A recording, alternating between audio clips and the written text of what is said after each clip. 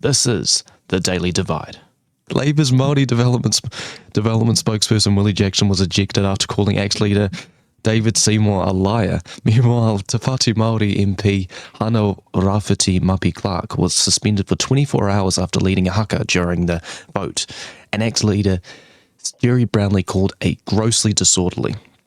Her suspension bars her from voting or attending Parliament sessions during this period. The Treaty Principles Bill proposes replacing long-standing interpretations of the Treaty of Waitangi with new principles emphasising government authority and equal legal rights. Critics, including Labour and Te Pāti Māori and the Greens, argue it's undermined Māori sovereignty and breaches the treaty's intent. Co-leader Rawiri Waititi likened Seymour's leadership to divisive tactics, calling the bill a tool for division and not unity. Kermit the Frog defended the bill as a step forward, quote, democratising the treaty and insisting equality should prevail. However, Green MP Chloe Swarbrick countered, pointing to ongoing systemic inequities faced by Māori. The public response has been significant. More than 40,000 joined Hikoi, opposing the bill, marching from Cape Reinga to Parliament. Prime Minister Christopher Luxon was attending APEC in Peru and he expressed openness to meeting with Hikoi leaders when he returned. He didn't. Luxon has said regarding the bill that, quote, you do not negate with a single stroke of a pen 184 years of debate and discussion with a bill that I think is very simplistic, end of quote.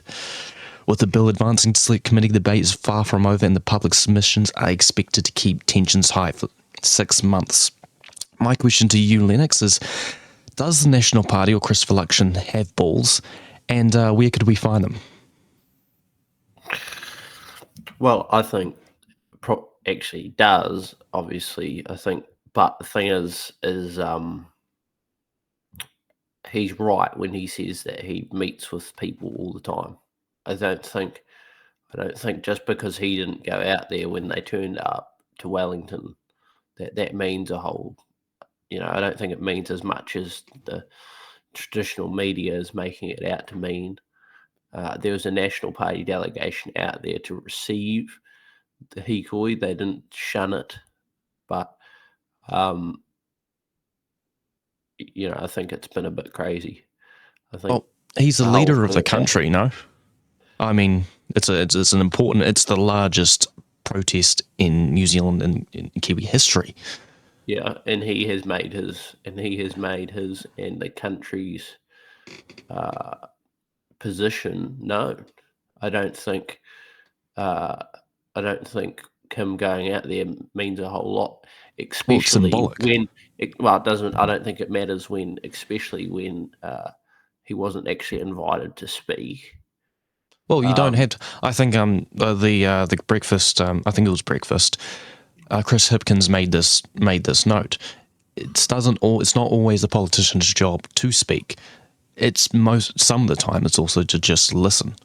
And what Chris Hipkins did for the 3 hours for that in the Hikoi was listening. He didn't speak at all. Only I think one Green MP spoke. Hana Rafiti Clark spoke, and another Labour MP that I forgot the name of because I'm terrible at names spoke. Not very many MPs or politicians spoke. So I mean, come on. If the leader of the opposition can lead, how can not the leader of the country that represents those 40,000 people? Well, the leader of the opposition doesn't fucking do a whole lot with his time anymore because all he's doing is...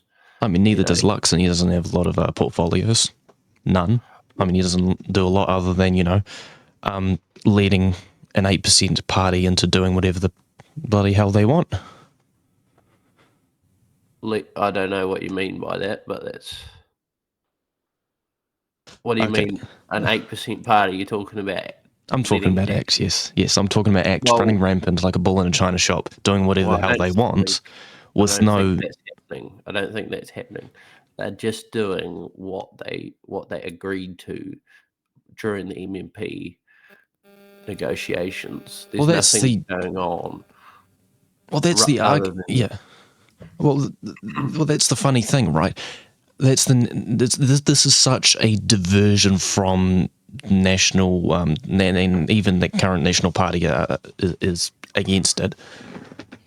Since like Jim Bolger, Jenny Shipley, John Key, attitude towards it, and that was all under MMP. So what's different now, other than other than the current leader of our country who has no ability to negotiate things apparently against other political leaders? What's so different now compared to John Key, who had to deal with, for instance, Peters himself, had to deal with other political leaders, had to Act was still in existence. What's so different now? Well, I think what's different is you have to look at the state of things when they were coming into power. It's a whole different situation, and the circumstances have changed since the John Key tenure. So I think that's what's changed. And okay, he's made some deals. Well, that's what happens in an MMP environment, and it was good. Labor's not in anymore. The Greens haven't got a say. They're all on the other side of the aisle, and I'm damn happy about it. Well, the funny thing you bring, like, the only difference here is now that the national sentiment, I think, has gone against today overall over the years from 2000s has shifted against David Seymour's and his ilk's sentiment against Māori relations. I mean, Hikoi is the greatest example of this. About 20,000 attended the foreshore and seabed Hikoi. Double that. It's about 20,000. I don't know the exact number. Double that, maybe even more than that. More than the conservative estimates of 42,000 attended this one, and you're seeing that across, especially with the I bring it up a lot. The Māori wards, the voting for the Māori wards, the sentiment has shifted. So I think the only thing that has changed is a leader of a country who has no idea how to negotiate under pressure. Well, I think he's been very naive about what he believes in. There is a lot of people. You have to also remember that there's a lot of people that want this bill to happen, right?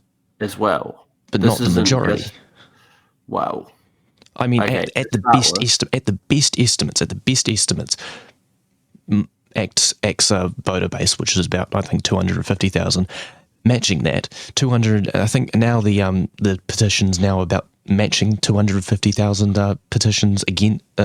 250,000 people have petitioned against the Treaty Principles Bill. About like 250,000 people voted for Act. This is not a half and half issue. This is not 50% of the country and 50% of the country at odds here. This is a very minority based part of the country exerting their opinion against the majority of the country as to what they believe the country should be in the future. That's funny because they're walking against a wind tunnel that is fighting against them. That's funny you say that, because that's exactly what the Maori Party does in Parliament, and that's all they do all the time. They are the minority, right? But they're the Māori to Pāti Māori. That is their role, to voice for 20% of the country, not 8%. But they're not. No, they're not. But they're not the voice for 20% of the country. Of course not. They're like probably maybe 2-3%. Well, I'm not going to get into this. Okay. I'm not going to get into this semantic rabbit hole anyway. It's completely irrelevant. Well, it's not, because if you listen, they may be. Who's trying to divide? No, who's trying to divide the country anyway? Because it's not the Pāti Māori. They're not the ones. Do. Yes, they are. Absolutely. Yes, they're not the ones who are introducing a bill that is trying to rewrite our constitutional framework. It's not trying to do being disingenuous and not being honest about Te Treaty. They're not being honest about it. Yes, it is. It's redefining. No, this is the funny thing. That's the funny thing. No, not necessarily they are changing the treaty, but they're changing the principles that have defined legal legislation within decades that would basically create the treaty to be null and void null and void. No, it's not going to do that whatsoever. I don't know where people keep getting this stuff. It's not going to do that. All they're doing is having a look at the principles because some of them are unfair. All they're doing is trying to make sure that everyone under the law is treated equally. At the moment, it's not. Okay, how are we not being treated equally?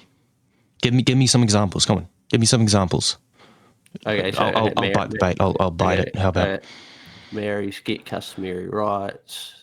Yes, just because they're married. Because of partnership. Yeah, that's not wrong. That's not wrong.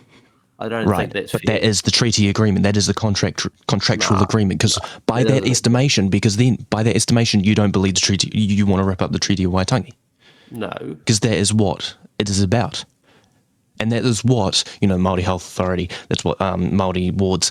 All of these things, the Te Karere, the Māori Channel. All of these are efforts and treaty settlements, and all efforts to abide by that contractual agreement. No, between Māori and the Crown.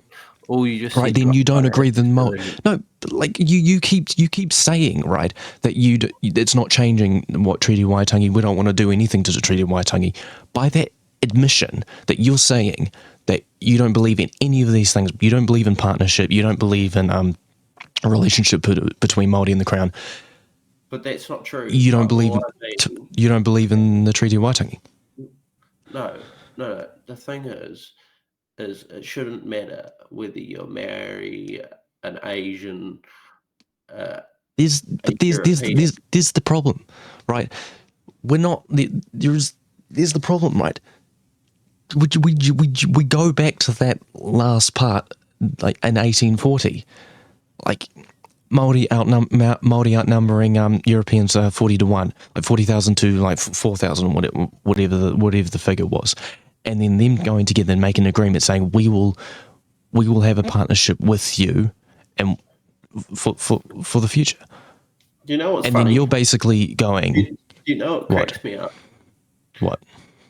Okay, so imagine if I bought like 10 acres of land off you, right? Right. And you were dumb as shit and couldn't read and write. This is just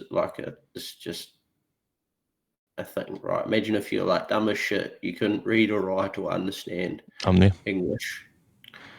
And I come and buy like 10 acres or 100 acres of land off you for like $5, or I'll just say $1,000 just to make it like,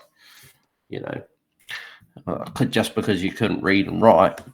And then like 20 years later or something, you then come and say to me, oh no, you ripped me off, I want my land back. I'd be like, fuck, whatever. I bought this off you, a fair tender. So your basic idea. So you fucked up. Do you understand what I mean? Yeah, I do. So there's two versions of the treaty, right? English and you've read both versions, right? How that the English version absolved. I'm simplifying this a lot. Do your own research, of course. The English version absolving their absolving Māori sovereignty, and Māori version basically having a partnership and recognising iwi hapu's sovereignty and having a partnership with the Crown, and then having the opportunity to sell land to the Crown on their own terms, on their own Māori terms. Read it. I'm simplifying too much, but sorry. By that estimation, you're saying their treaty. English version, yes, please. Like that's what you're saying. Like you're getting rid of one, because that's the problem here.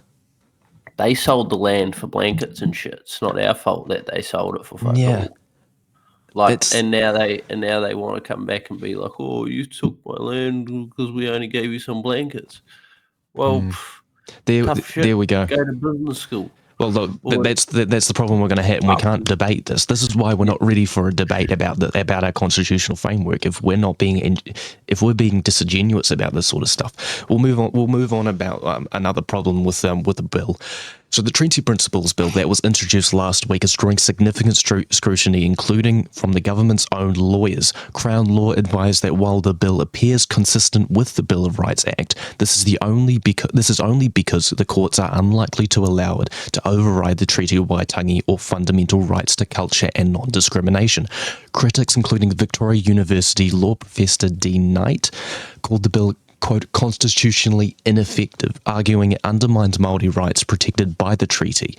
Knight warns that courts could likely interpret the bill in a way that preserves the treaty's original intent, rendering legislation ineffective.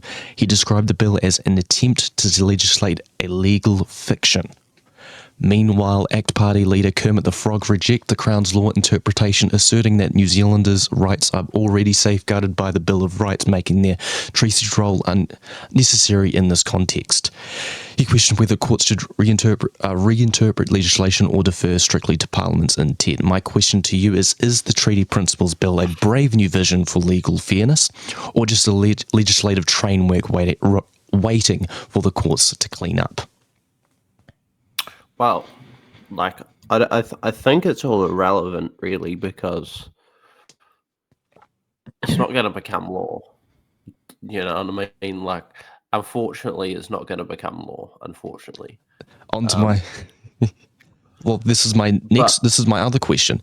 Was this bill even designed to go past the second or third readings, or was it only to smash a cricket bat through race relations in this country and to slowly foment sentiment against Indigenous rights? Was that the whole point?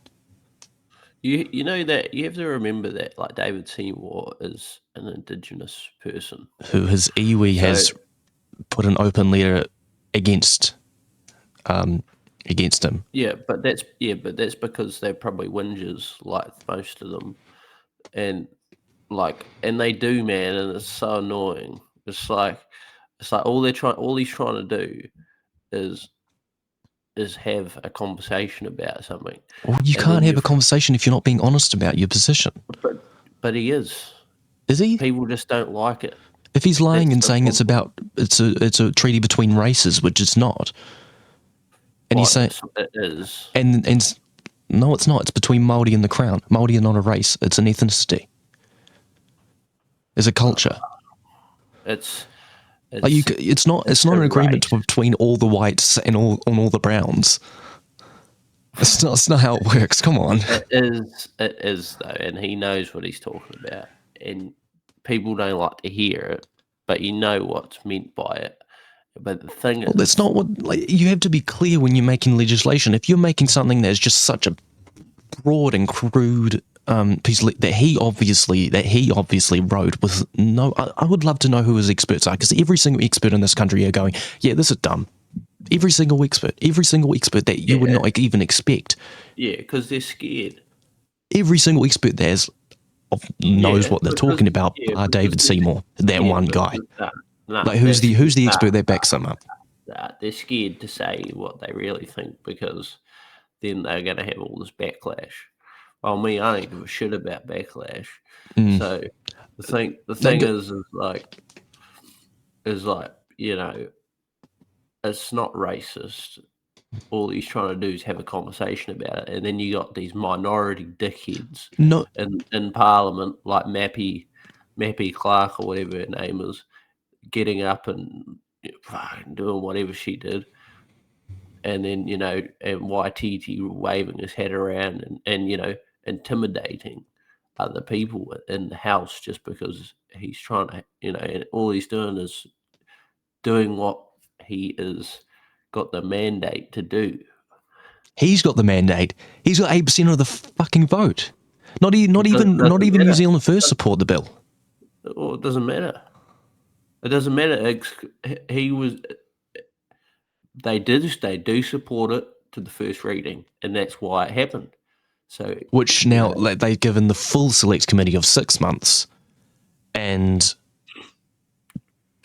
compared to most other legislation that is being currently gone through the process at this current time, is the longest select committee compared to every other piece of select committee. So, I mean, on that question about was it ever designed to even get to be voted on to go into law to become a referendum? I mean, was it just a battering ram? Well, I think it probably. I mean, that's the question. Is it even being honest about itself? Is he being honest to all Kiwis, to all New Zealanders, about what his purpose is? Because I think every single person in this country want to, especially when we want to become a republic. The treaty is between the Crown and iwi. This would, like, if we were to become a republic, we would need to address this issue.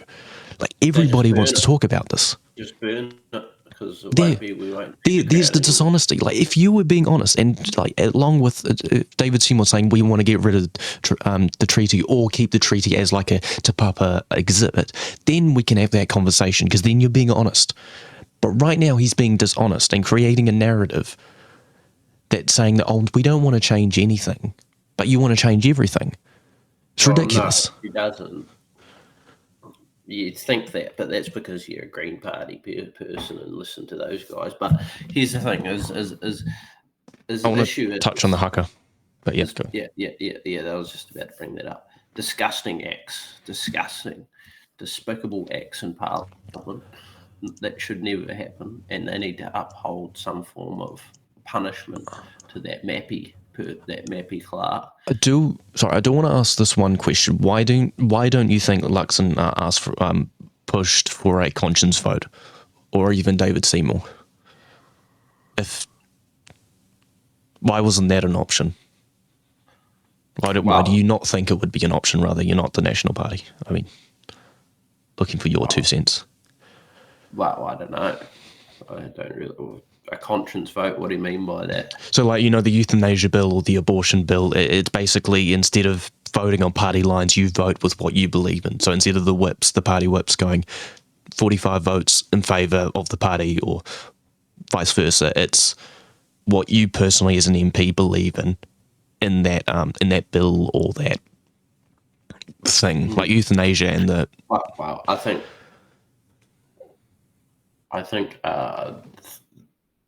the thing is probably because, you got to remember it's not going to become law. So all these people that are getting worried, it's not going to become law. So they're just doing it because it's part of the deal. We'll go into the haka. I want you to finish your thought on that. No, disgusting. Very riveting thought. Yeah, very disgusting. We need something happening with that should never happen again. Okay, so I think that people are being very what's the word? Like 700 million people across the world across the world have viewed this haka, and I think it's a form of protest. I think people are getting their knickers too highly in a twist. It is a form of protest, and I think it makes our democracy in our country more richer. It delayed the vote by only half an hour. For the love of God, stop. Like, the people pearl clutching about, oh God, what about our parliamentary procedure? Like parliamentary procedure, it was only delayed by 30 minutes, and I'm not doing it for the sake of, because I'm on party lines. I just genuinely think that you only see this sort of stuff. You only see haka in this country because it is dedicated to this country. We're not England. We're not Scotland. We're not any other. We're not Canada.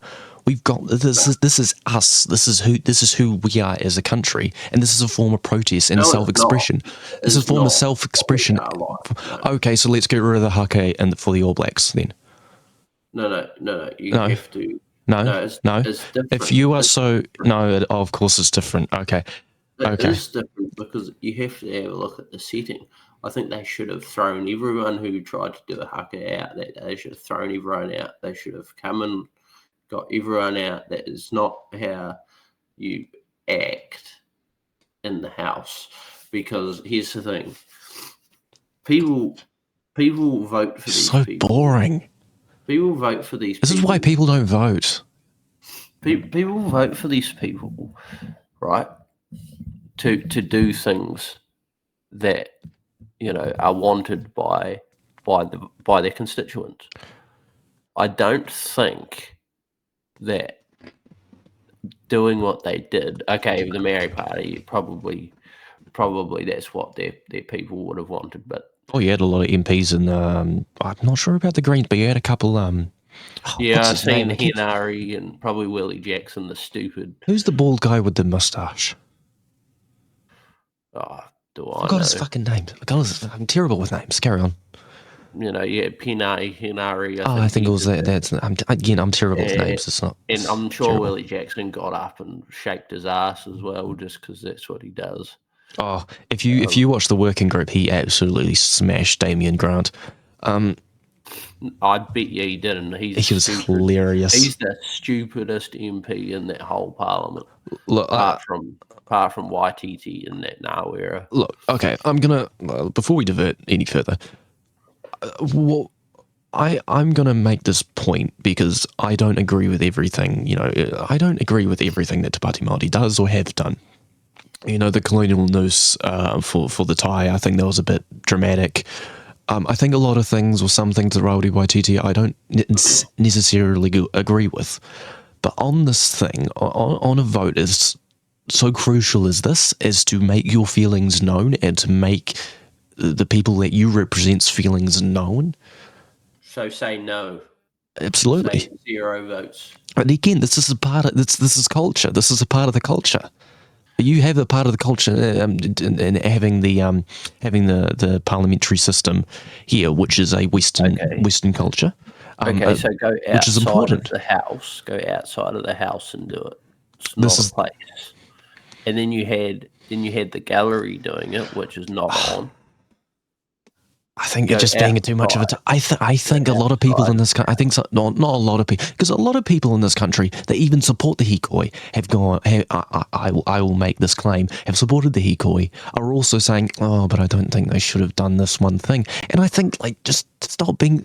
honesty. Stop being such a tight ass. This is a part of our country, and we should embrace it.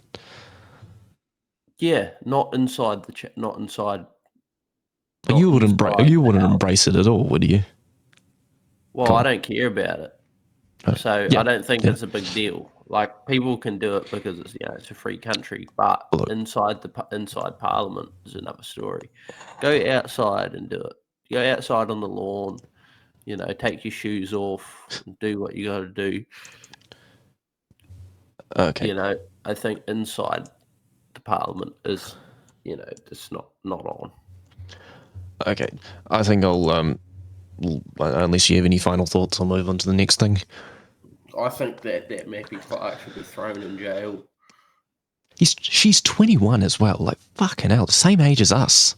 And she's doing that, and she's a part of Parliament. Fuck, I look like a toad. You look like a toad. Yeah, but she's an idiot. She should be thrown in jail. You're just jealous that you're not in Parliament. Admit it. You're jealous. You're jealous that you're not in Parliament compared to Rafiti. I can't fucking... I'm terrible with names. I'm sorry. It's not really. My brain. Of course she got voted in. It took me a few months to remember your name. She's like a minority, so... Yeah. I mean, thanks to their kindness... next, New Zealand's Gangs Act of 2024 has officially come into force. The police have wasted no time in enforcing it. Just minutes after midnight, a 51-year-old Napier man was stopped in Hastings for displaying a mongrel mob's insignia on his Dakar dashboard.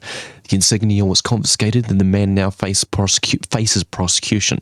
Police Commissioner Richard Chambers expressed confidence that this is only the beginning, with police nationwide ready to crack down on public displays of gang affiliation. The law bans gang patches and insignia in public spaces, aiming to combat gang-related crime and intimidation. It also introduces measures like non-consorting orders and communication restrictions for criminal gang members.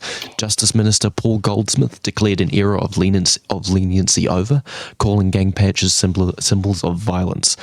Assistant Commissioner Paul Basham reinforced the message, stating that police would enforce breaches without excuses under the nationally coordinated Operation Nickel. However, critics question the law's effectiveness and fairness. Community advocates Dennis O'Reilly, a Black Power member, argued that focus should be on behaviour, not attire, suggesting the law caters to public anxieties without addressing the root issue. And the Green Party legal experts raised concerns about racial bias and police overreach and the potential breaches of civil rights, particularly the Bill of Rights Act's protections on freedom of expression and peaceful assembly. Despite the controversy, police are moving forward with new gang disruption bills to investigate breaches and confiscate gang insignia, while supporters see it as a necessary step to enhance public safety. Opponents may warn it may deepen social divides and create new risks for law enforcement. My question to you, Lennox, is the gang patch ban a cosmetic, undemocratic law that seeks only to make middle New Zealand feel better about themselves and to vote the Nats back in, while crime is largely unaffected? Well, I don't think it's unaffected. I think crime's come down since they've been in, but I think, I don't really know. I think, I don't know how they're going to, police all the insignia on all their faces that have been tattooed onto their faces. I don't know how they're going to police that. Well, apparently that's not a part of the law, which, that would have been interesting. A bit of whiteout apparently would have done some good. Jokes. Well, according to the Green Party, it would be blackout, not Green Party, not whiteout. But the thing is, of course, the Green Party's got that kind of disgusting behaviour going on. The other hypocrisy here is that why the ACT Party, who are about freedom of speech and personal liberties, about what you wear and what you say and what you do, are against this draconian Orwellian law that prohibits someone from wearing what they want. It has no influence about what they do. I mean, it's a bit of a contradiction. A contradiction that David Seymour has said that he wouldn't ban swastikas, but he would ban something like this. Well, I think the thing is it's I think they see it as a form of intimidation that may take away the rights of other people. So I think that's where they're standing. I don't know, but that's what I think. Right, but they're not committing, I don't know about you, but you might be intimidated by them, but they're not going to be committing crimes while they're wearing that, I would think. And to be honest, they're going to be the gangs will still commit crimes. They'll just be further alienated, and the people behind them will be further alienated against the police because of a law of this extent. I mean, I haven't mentioned it because there's so much stuff to talk about. But the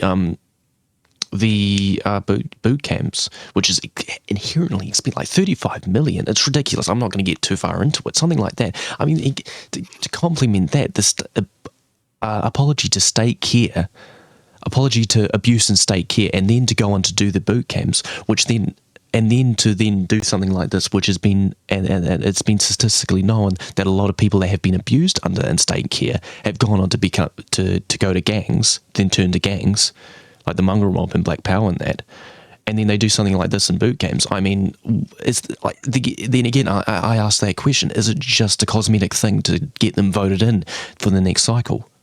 Probably. I'll still vote for them, but that's for other reasons, because they're better at economic management. But yeah, most likely. Like, this does nothing. Like, this just puts more people in, because that person there, as an example, I think it was like 12 or 3, that 51-year-old. Apparently he's not a good person. No shit. Probably I'm not surprised. He's a mongrel mob member. I'm not surprised he's not a good person. But it's not about that. It's about principle. It's about freedom.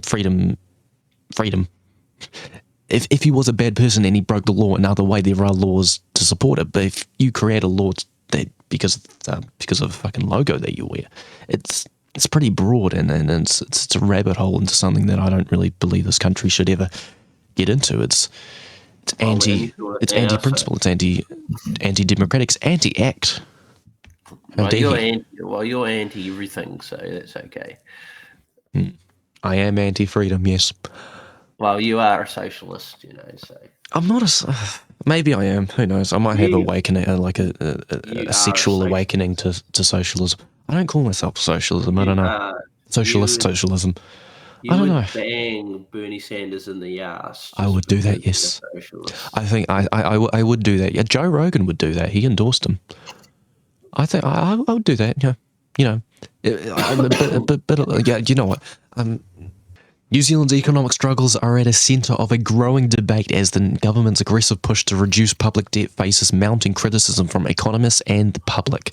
In an open letter, 15 leading economists representing experts representing independent union and academic sectors urged Prime Minister Christopher Luxon and Prime Minister Nicola Willis to rethink their fiscal strategy. They argue that the harsh budget cuts and infrastructure project cancellations are exacerbating the recession, hitting the most vulnerable and driving skilled workers overseas, leaving the nation unprepared for future challenges. The leader highlights a concerning infrastructure deficit of $104 billion and questions the rationale behind these measures, especially with inflation reportedly under control. The Finance Minister's office defended its cautious approach, promising essential investments but stressing the need for fiscal discipline. Adding to the urgency, Treasury Chief Economic Advisor Dominic Stevens warned that the downturn has been deeper than expected, with recovery now forecasted to begin later than mid-2024. He pointed the unexpectedly low GST revenue and a 4.6% drop per capita GDP since late 2022, making this recession worse than the global financial crisis in terms of individual impact. Stevens also noted persistent productivity slowdowns and long-term fiscal pressures from population aging and climate change, which compound the challenges of balancing the budget.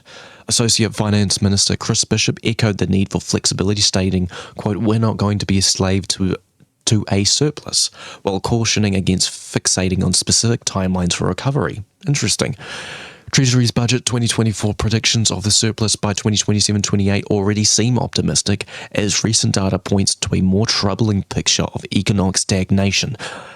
Lennox, are the Nats allergic to advice that doesn't align to their bias? No.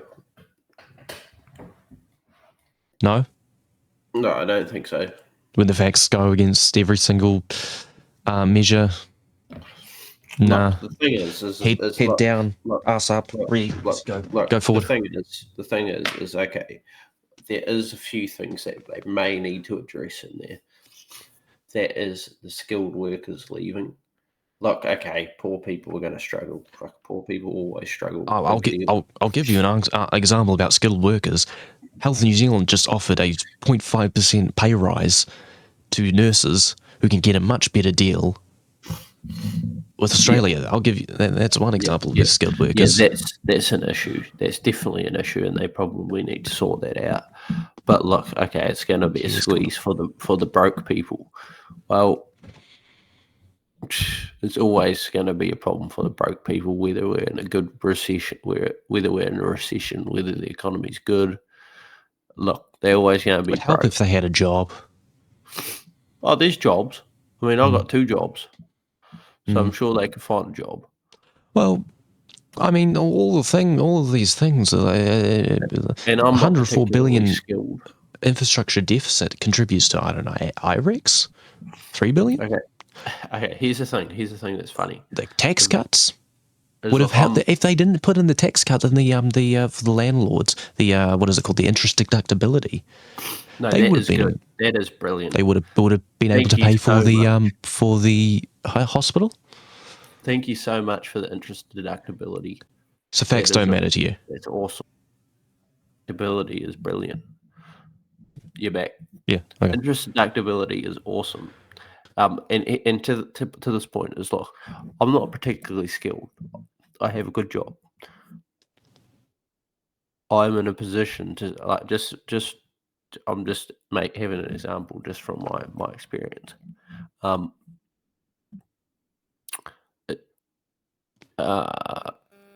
next 2-3 months, I'm going to go spend $500,000 on a house. I'm not on big wages. but I save my money. I'm good at economic management. So people just need to actually, manage their shit a bit better. You do know that not everything is in a vacuum.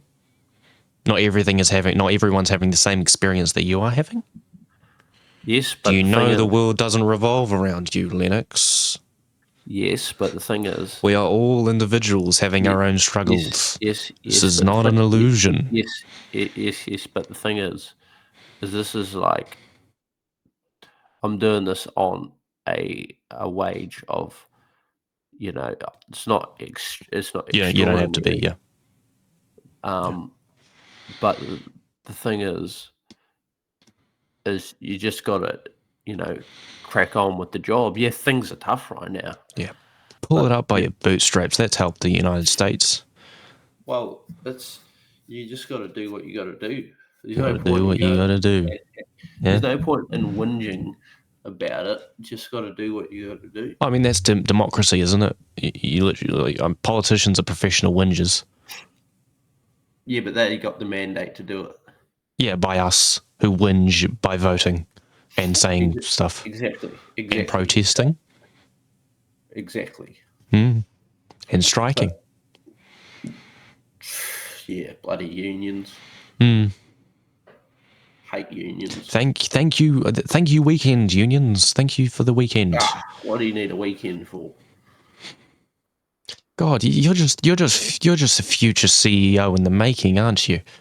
You're just a future, Yeah. You can't imagine yourself being in the doldrums of society, can you? This is a genuine question. What if that does happen? Then you're going to be like, what are you talking about? Like every single policy that you have said is stupid. It's going to be shit. That's still a possibility for me. Things could go to shit for me. I could break an arm and lose all my money. I don't know. I could do it right now if I wanted to. The thing is like I'm on a good wicket. Like honestly, I'm on a good wicket. But the thing is, catch.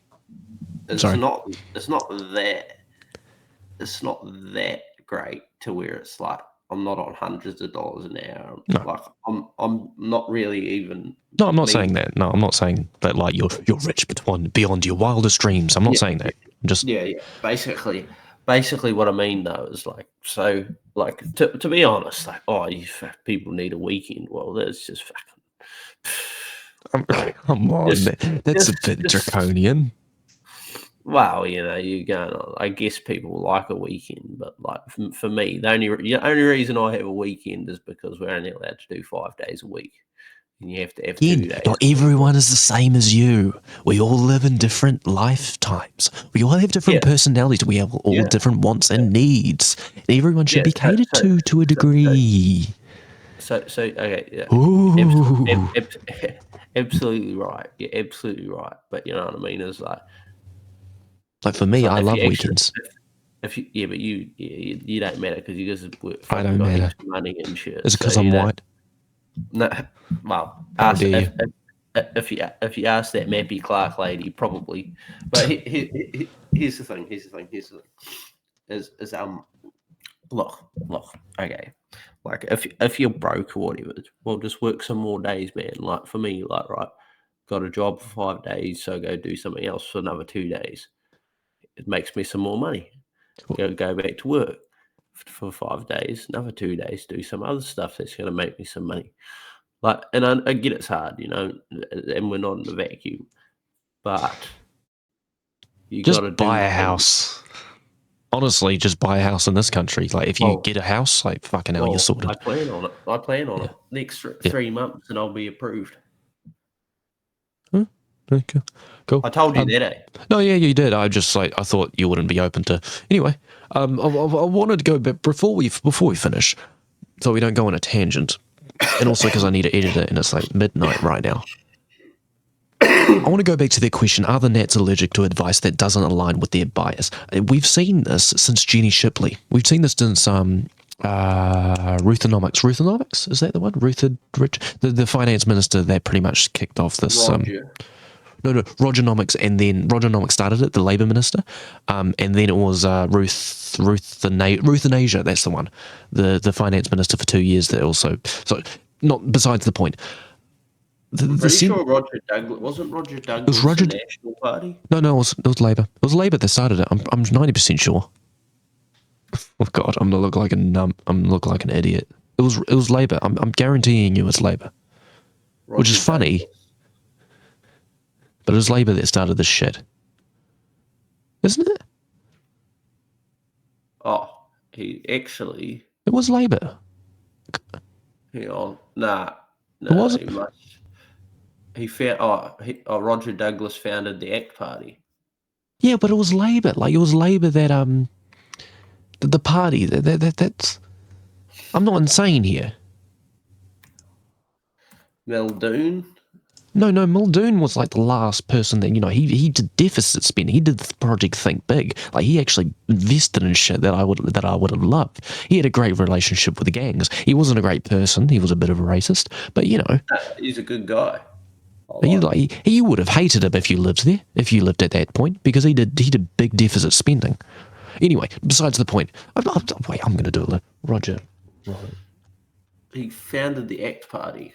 I think he was a national MP, though, a national prime minister. Bear with. Yeah. The Minister of Finance between 1984 and 1980 in the fourth Labour government of New Zealand. It was Labour. It was Labour that started the shit. Well, he's a good guy anyway.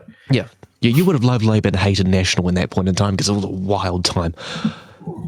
He was a bit of a... Muldoon was a bit of... Anyway. Everyone was a bit of a racist back in the 60s. Come on. Yeah.